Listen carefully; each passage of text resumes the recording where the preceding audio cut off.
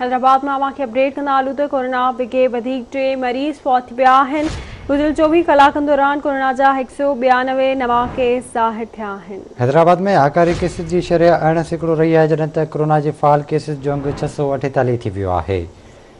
आगाह कयूं आहे हैदराबाद के कोरोना जी सूरत हाल बाबत। हैदराबाद में कोरोना विगे वधीक 3 मरीज़ फौत थी विया आहिनि, जॾहिं त 24 कलाकनि दौरान कोरोना जा 192 नवां केस रिपोर्ट थिया आहिनि।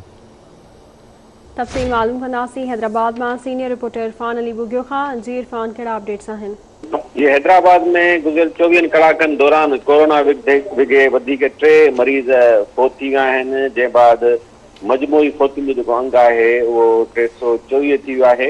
जॾहिं त सिहत खाते जी पधिराई मूजिबि गुज़िरियल 24 कलाकनि दौरान कोरोना जा वधीक 192 नवां केसिस पिणु रिपोर्ट थिया आहिनि।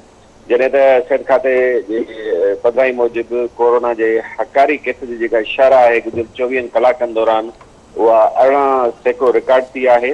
जॾहिं त हेसी ताईं जेको फाल केसनि जो जेको तादाद आहे हैदराबाद में उहो 648 थी वियो आहे। तव्हांखे ॿुधायूं त गुज़िरियल 24 कलाकनि दौरान कोरोना विगे हैदराबाद में वधीक 3 मरीज़ फौत थी विया आहिनि, जंहिं बाद फौतुनि जो जेको मजमूई तादाद आहे उहो 324 थी वियो आहे।